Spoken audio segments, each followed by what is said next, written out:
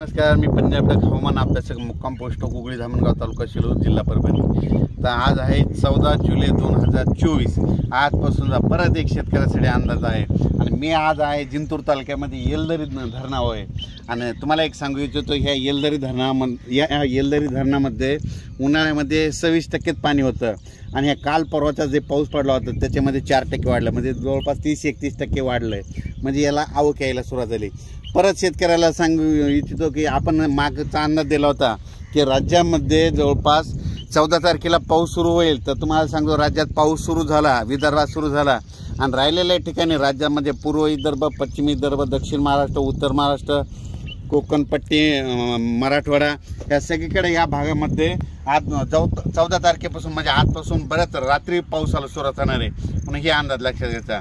परत एक सर्वांना सांगू इच्छितो, कोकणात देखील मुसळधार पाऊस पडणार आहे म्हणून कोकण पट्टीच्या लोकांना देखील काळजी घ्यायची गरज आहे। त्याच्यानंतर सगळ्यात महत्त्वाचं म्हणजे मुंबईला ह्यामध्ये ह्या 4-5 दिवसात म्हणजे 14 ते 18च्या दरम्यान अतिवृष्टी होणार आहे, मुसळधार पाऊस पडणार आहे म्हणून मुंबईच्या सर्व जनतेने काळजी घेण्याचं हे करावं। पुलाच्या फरशीव पाणी आल्यास पुढे जाऊ नका आणि ही सगळ्यांना विनंती आहे। त्याच्यानंतर सर्वांना शेतकऱ्याला सांगू इच्छितो, राज्यामध्ये 14, 15, 16, 17, 18पर्यंत पूर्व विदर्भ, पश्चिम विदर्भ, दक्षिण महाराष्ट्र, उत्तर महाराष्ट्र, कोकणपट्टी, खानदेश, मराठवाडा सगळ्या भागामध्ये दररोज 2-2 दिवस मुक्काम घेत पाऊस पडणार आहे म्हणून हा अंदाज लक्षात घ्यायचा।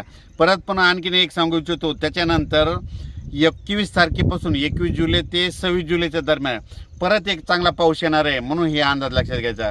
मागच्या अंदाजामध्ये सांगितलं होतं की राज्यामध्ये 2 म्हणजे एक 16 तारखेला एक कमी दाबाचा पट्टा तयार होणार आहे आणि त्याच्यानंतर 19 तारखेच्या नंतर एक होणार आहे आणि हे 2 देखील कमी दाबाचे पट्टे झाल्याच्या नंतर ते महाराष्ट्रामधून जाणार आहे। आणि योगायोगाने तुम्हाला एक सांगतो, आता सध्या पंढरपूरची यात्रा आहे। हा पंढरपूरच्या यात्रेकडे म्हणजे आता मध्ये 15 उद्याचा पाऊस, 15, 16, 17चा पाऊस पंढरपूर, सातारा, सांगली, सोलापूर, कोल्हापूरमध्ये तिकडे देखील पडणार आहे। परभणी, नांदेड, बीड, जालना, संभाजीनगर, नगर जिल्ह्यात देखील चांगला खूप पडणार आहे। त्याच्यानंतर बीडमध्ये, लातूरमध्ये, तसे सातारा, सांगली, सोलापूर सगळीकडे।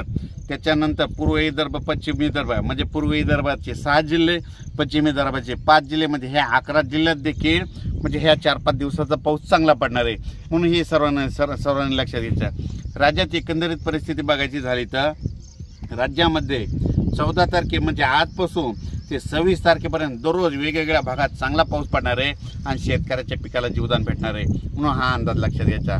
अचानक वातावरणात बदल झाला तर लगेच एक मेसेज दिला जाईल, पण या पावसामध्ये म्हणजे आज 14 जुलै ते 26 जुलैच्या पावसामध्ये जे छोटे छोटे तळे असतील ते भरून जातील, पण मोठे मोठे असे जे धरण असं त्याच्यात 2-3% मात्र पाण्याची आवक येणार आहे म्हणून हा अंदाज लक्षात घ्यायचा। परत सर्व शेतकऱ्याला सांगू इच्छितो की काय होईल, पाऊस पडल्याच्या नंतर वड्या नाल्याला पाणी येईल, पुलावर पाणी येईल आणि आपले शेतकरी काय करतात की ते पूल ओलांडून जातात। माझी विनंती आहे की पुलाच्या फरशीवर पाणी आल्यास पुढे जाऊ नका म्हणून ही सर्वांना कळकळीची विनंती। अचानक वातावरणात बदल झाला लगेच एक मेसेज दिला जाईल। धन्यवाद।